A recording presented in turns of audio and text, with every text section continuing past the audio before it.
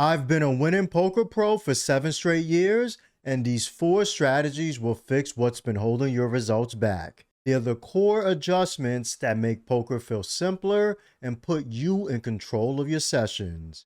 In this video, I'm going to break each one down so you can start using them today. The first strategy is going to be shown at this 5-10 game when I am dealt pocket aces and big blind. Under the gun is going to start out with a limp, and this is going to cause a lot of other players to overlimp in low jack, hijack, the button, and in small blind. I will raise it up very big here since we are deep and make it $160 to go. The original limper folds and others follow, but my opponent on the button will put in the call. Small blind is going to fold. We are heads up going to a flop of 9-3-2, 2 clubs. Very good flop as we have an overpair to the board and we can go runner for the nut flush, aka the best hand possible if 2 clubs come out. If you notice, the stack to pot ratio is low since there is already $360 in the middle. It is going to be very easy to get in the money here. There is no reason to continuation bet, aka C bet big, so I will make it $110 to go. After a couple of seconds, my opponent is going to raise in position to $330. In this spot, you may worry about bad turns and want to get in the money now, but this is not where your thought process should go. We have a very strong hand, plus we have the ace of clubs, so even if a club comes out on the turn and they have a made flush, we can still hit a 4th club on the river. Now, this is not the only hand in my opponent's range. This is where the strategy finally comes in. You need to let aggressive players bluff. Sometimes people will have nothing here and just start raising because of the small C bet. Once again, we are at the top of our range and I want to let them put in the money bad for me. If I come over the top and they have a bluff, they can never call my bet. For all of these reasons, I will just put in a call. We go to the turn and it comes the 8 of spades.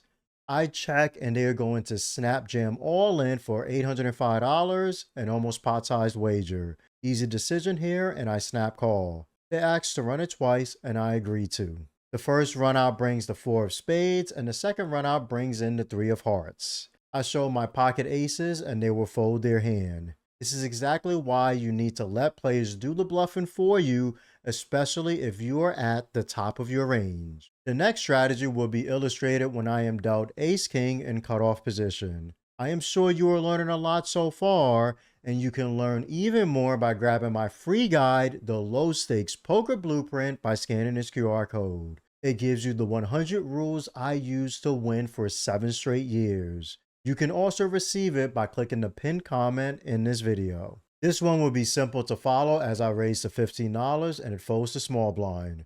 I have played at this table for about 2 hours and this specific player has not played many hands. This time they would 3-bet, making it $50 to go. Big blind, who I also have played with for about 2 hours, has not made any re-raises either, but they managed to come over the top with a cold 4-bet for $130. Here's the strategy.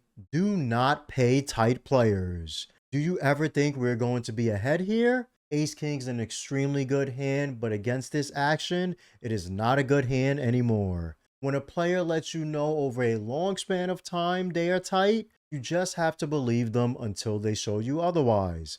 I would gladly fold my cards and let the 2 tightest players at the table battle it out. We will see the next strategy when I am dealt pocket 3s in hijack position.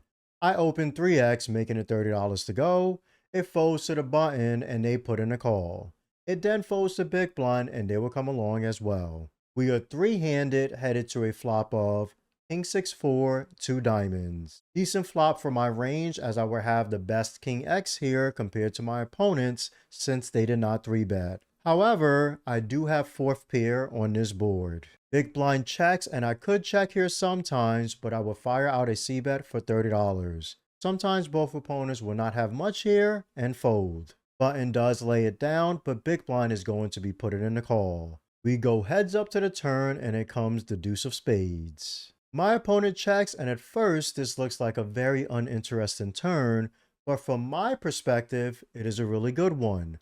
As I said before, I am going to have some extremely strong hands in my range, such as aces, kings, ace king, king queen, etc. By my opponent not check raising against such a small bet, we can start eliminating the top of their range, such as a set of sixes and fours majority of the time. With me having pocket threes, it is the perfect pocket pair to have because it would be very unlikely for my opponent to have 5-3 suited for the nuts. With 2 threes out, only 5-3 of spades and 5-3 of hearts are possible. Players usually refer to this as having blockers, which tends to be a more advanced technique. To keep it simple, I am just preventing my opponent from having more combinations to the nuts. With poker being a range versus range game and me blocking combinations of the nuts, the next strategy is coming in because the best of the best know when to bluff. The more your bluff makes sense, the more plus EV or expected value it will be in the long run. Pulling random bluffs out of thin air is not a winning play long term. I will fire out a bigger bet on the turn than the flop, going for a massive overbet as I make it $200 to go.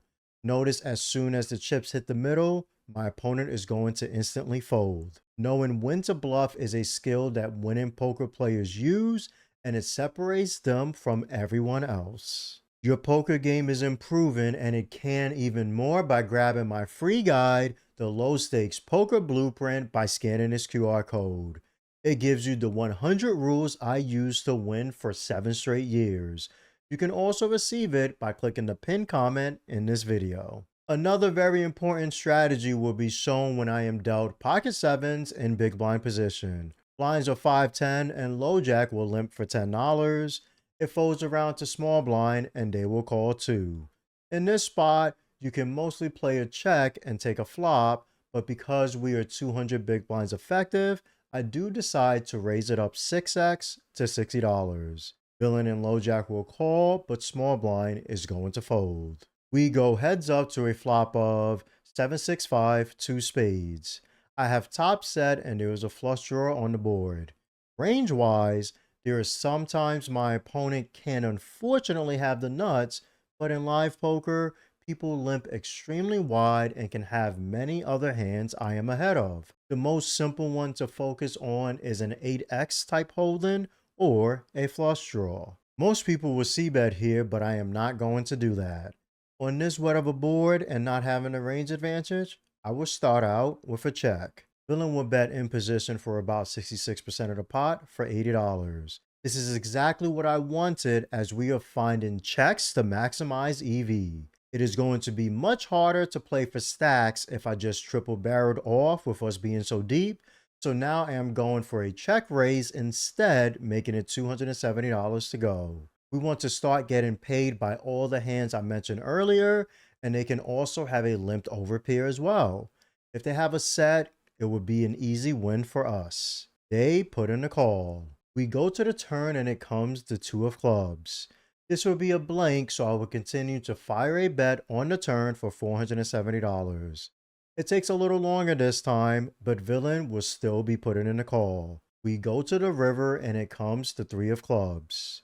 Not the best river, but there are some positives here. First, the spade flush draw did not complete, so we are still ahead of all those hands in my opponent's range.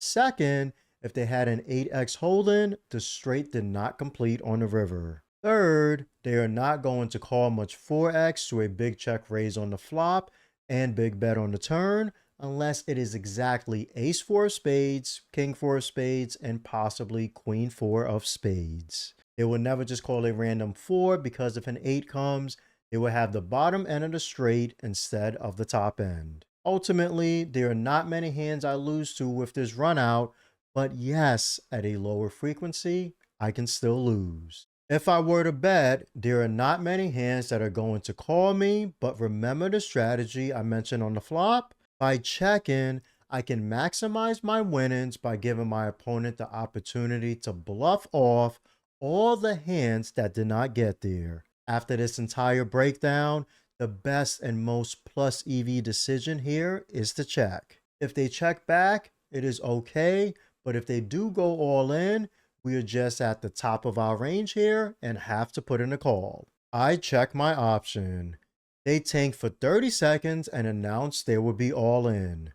I snap call. They turn over ace-10 of spades for the missed flush draw. Finding similar checks will make you a much more difficult player to face at the poker table. These are the only 5 poker strategies you need to win more.